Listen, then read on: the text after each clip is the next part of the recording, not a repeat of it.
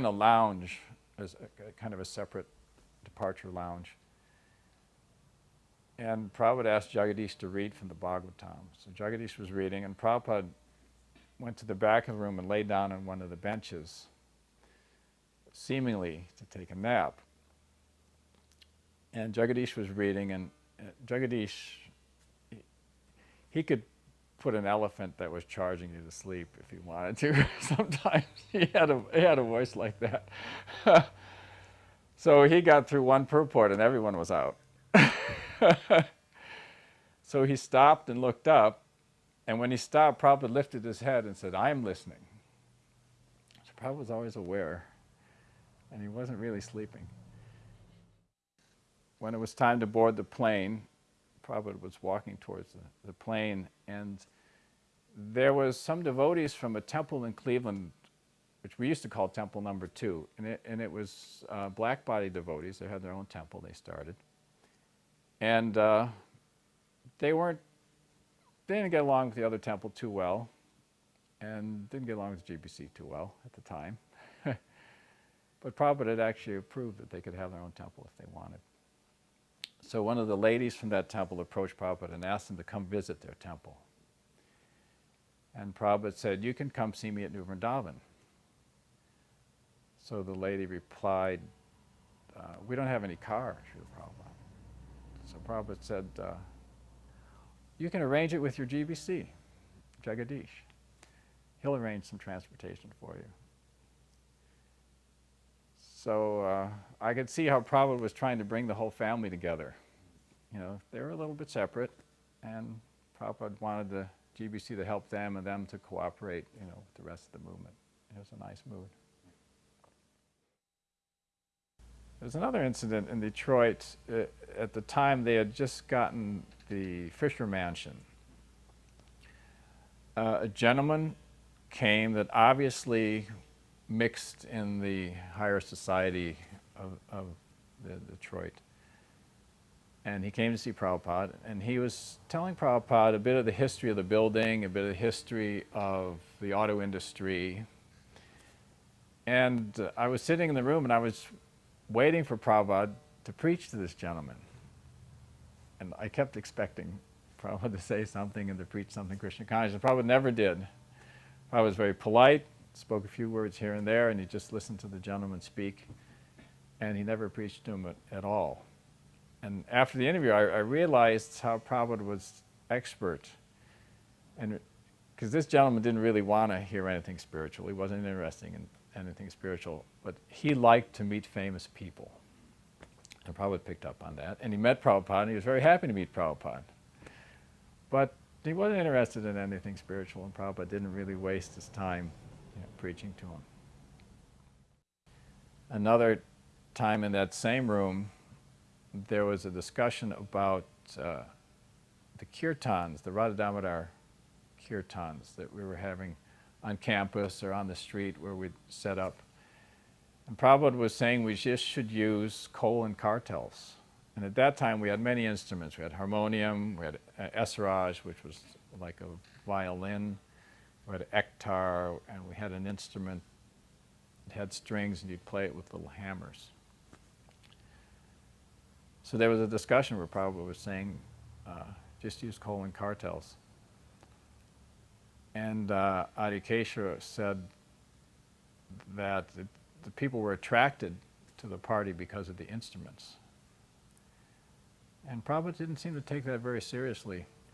And then Adikeshwara said, but Vishnu Jan said, and Prabhupada cut him off, and said, "Who is Vishnu Jan? I am your spiritual master." And also in that meeting, Prabhupada said there shouldn't be any harmonium during the artis.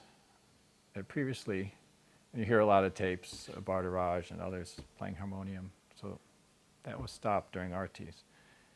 And it didn't seem like Prabhupada just wanted some expert musicians, he wanted devotees. So that was stopped, and at that time the Radha Damodar party just went back to Mridanga and kartals on the public kirtans for a while, and eventually we added a couple instruments here and there. I had heard with Prabhupada's permission. I don't know for sure. Oh, one thing that happened in Detroit, there was a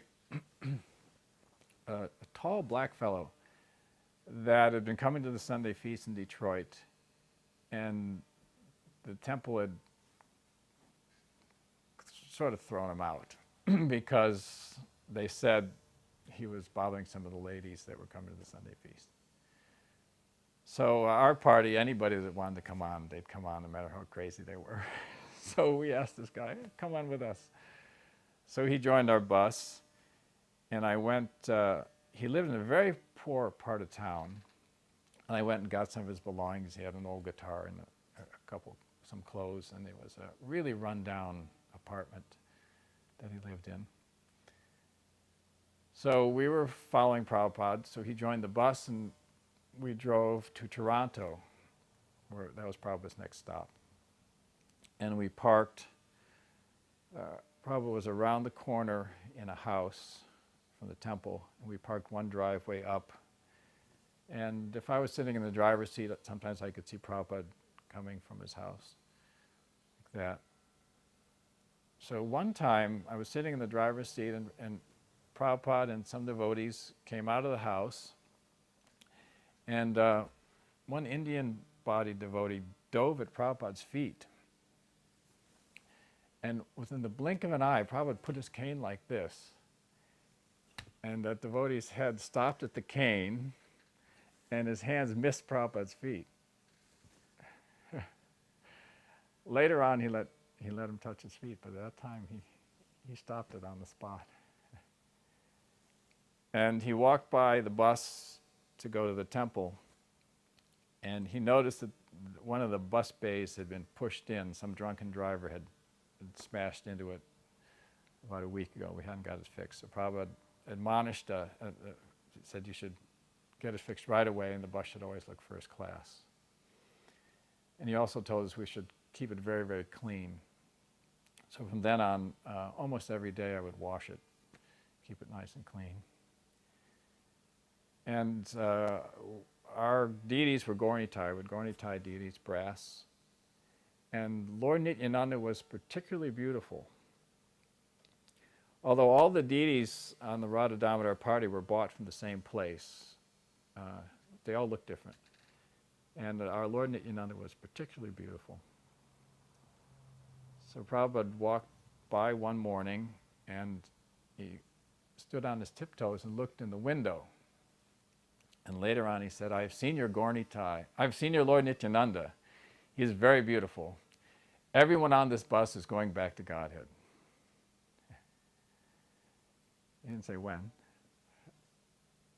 Then years later, I was visiting the Detroit temple, which was now the Fisher Mansion. And there was that devotee that we had thrown off. We had actually had to throw him off later too, because he was really a wild guy. There he was, Dhoti Kurta, first class. He was a temple guard. He was doing a lot of service.